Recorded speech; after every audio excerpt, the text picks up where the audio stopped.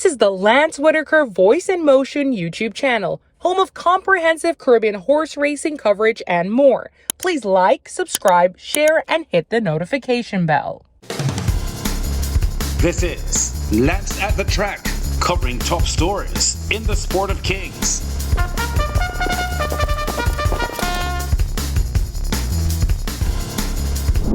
Welcome to this week's presentation. Ahead in the show, a cracked 10-horse field set for Saturday's prestigious Sandalane Gold Cup, CARICOM's second richest thoroughbred horse race, set for the Garrison Savannah just outside the Barbados capital, Bridgetown. A trophy race double in Jamaica for the 21-year-old apprentice rider Tajay Suku at Caymanas Park, sweeping the Billy Williams Memorial and Omar Walker Trophy races.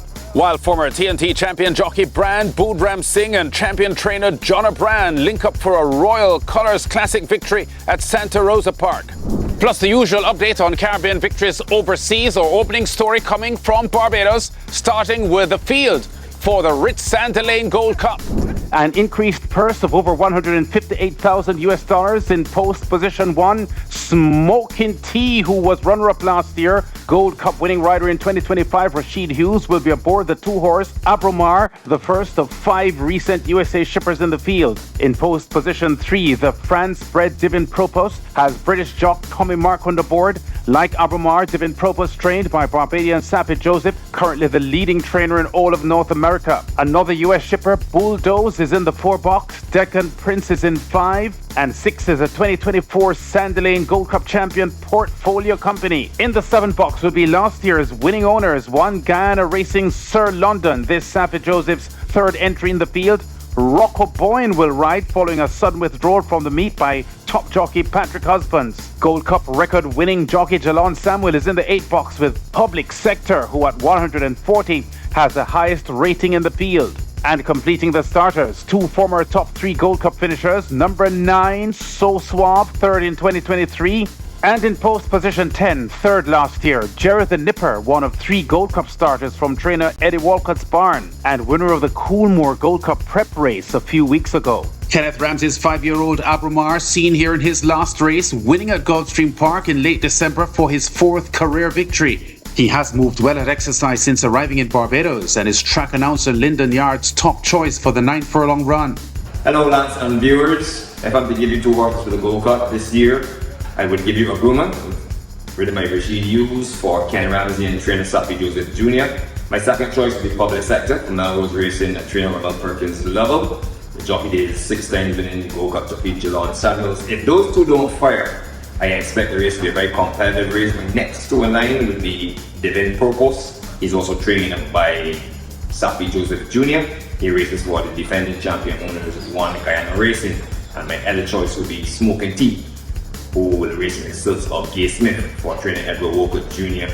And in addition, a 2 times winning jockey of the Gold Cup will have the ride. Public Sector among Yard's top picks was 4th in last year's Gold Cup. Now, having skipped the Gold Cup prep Coolmore race in early February, Public Sector has not raced in over 2 months. But trainer Remmel Lovell feels they saw enough from his flawless Boxing Day Stakes win, going 7.8 furlongs over a quality field on the 26th of December, clocking the fastest Boxing Day Stakes run in 7 years. We took a decision to miss the Coolmore.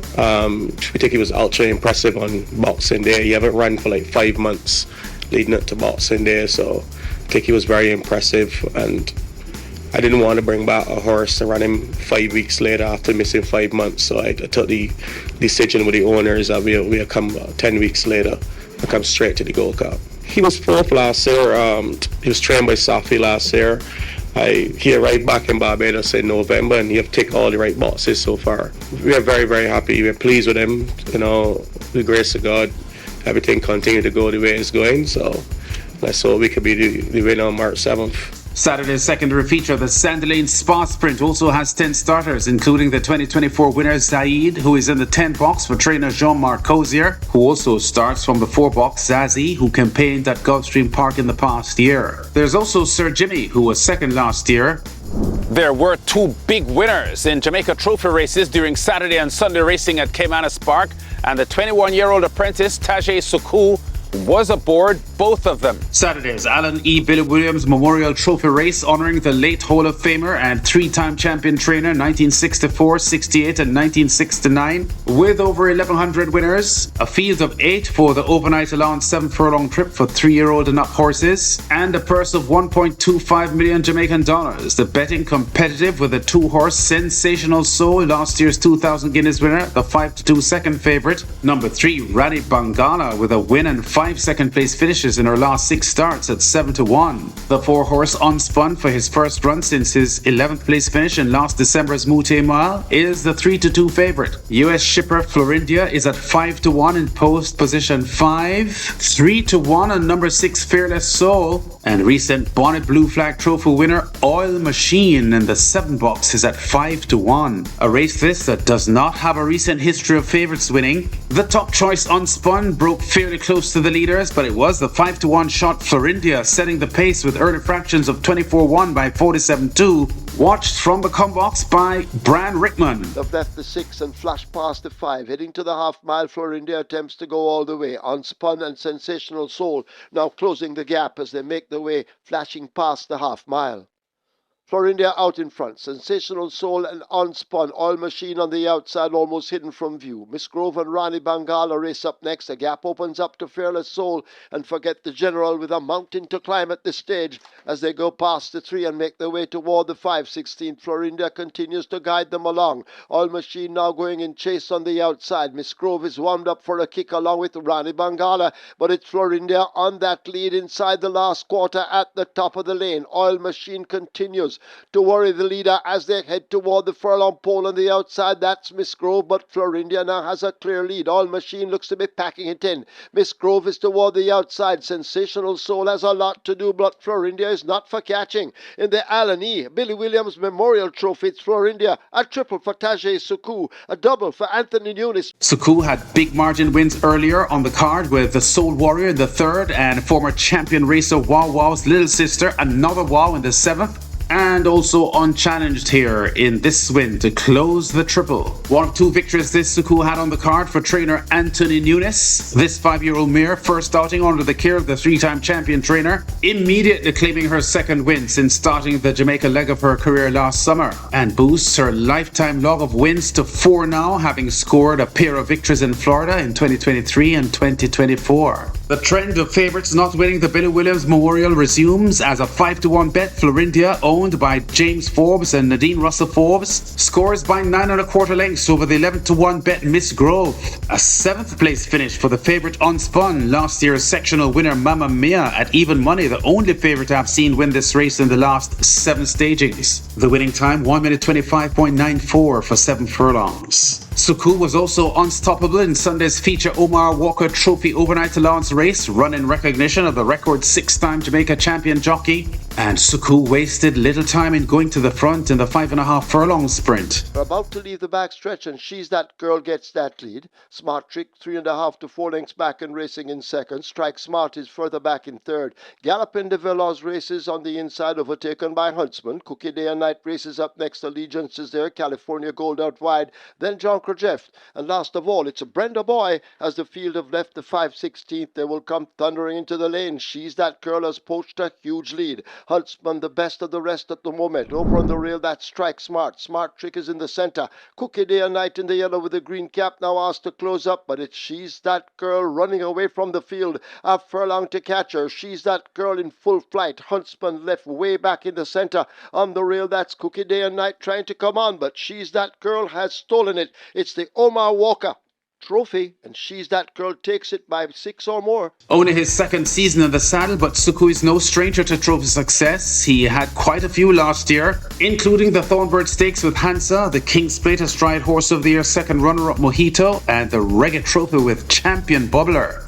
Owned by the Black Brothers and trained by Stephen Todd, She's That Girl, much the best here for her 5th win in 11 lifetime starts. Hardly a surprise for Todd and his team, given how well she prepared after an encouraging run in the George Hassan Trophy last month, coming off a near 10-month layoff. The only worry was that getting a clean break. And once she got the clean break and went in front, I thought it was a matter of today of formality. I was trying to listen in if I could hear any RCs coming, but the place was silent. I know I was in front comfortable. As the 4-5 favourite, She's That Girl wins the Omar Walker Trophy by 6.5 lengths over the 5-2 bet Cook It Day and Night, stopping the clock at 1 minute 6.82 for 5.5 furlongs.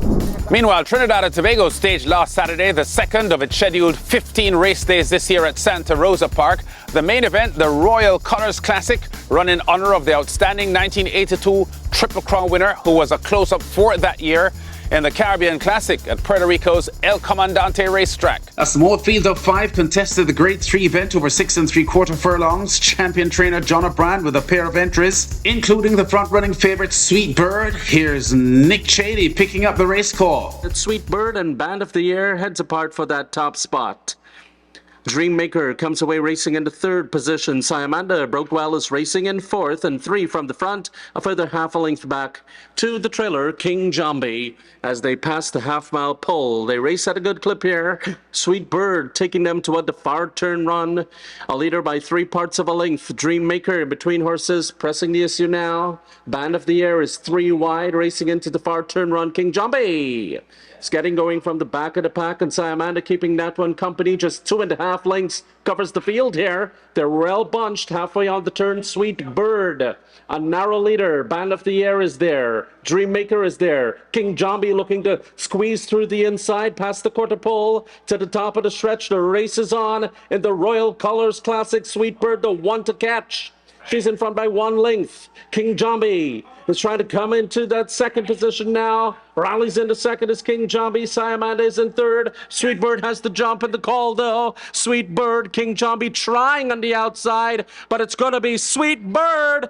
The girl wins the Royal Colours Classic. Brian Boodram Singh, 9-time TNT champion jockey who narrowly missed by just a single victory, being champion at Central Downs in Canada last year. Confident in the saddle, steering the only filly in the race to a good win, beating the Colts. 1 of 2 wins on the card for Boodram Singh. 2 wins now from 2 starts for Sweet Bird since her surprise December 26 loss in the St. Anne St. James Stakes. The Hugh Leong Poi owned Sweet Bird, the 6-5 favourite, lands the Royal Colours. 3 wins on the afternoon for champion trainer John O'Brien. Sweet Bird avenging her Boxing Day defeat to King Jambi, who is second here as a 7-5 second favourite in the betting. The winning time 1 minute 25.13 for 6 3/4 furlongs.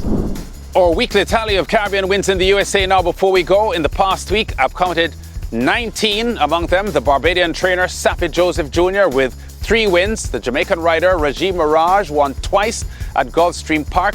Barbadian jock Rocco Boyan rode a Wednesday double at Mahoning Valley and at Turf Paradise. There were 2 wins each for St. Croix-born jockey Kevin Krieger and the Jamaican rider Kieman McGregor. This is Lance at the Track, covering top stories and exciting races in the sport of kings. Remember to like, share and click the subscribe button for this channel, and check us out again next week. Daniel Sub-Zero, you know, some should I really care about Barbados this weekend after the Sandalane Gold Cup. It's a really massive event, and I believe that out of the 10 starters, 8 of them have attained stakes level races in North America. 2 of them actually winning, Abromar at Gulfstream Park and Smoking Tea winning stakes races at Gulfstream Park, Saratoga and the Churchill Downs. Now man, this Sandalane Gold Cup here, wicked, wicked, wicked. Should not be missed, may I tell you. This is the Lance Whitaker Voice in Motion YouTube channel, home of comprehensive Caribbean horse racing coverage and more. Please like, subscribe, share, and hit the notification bell.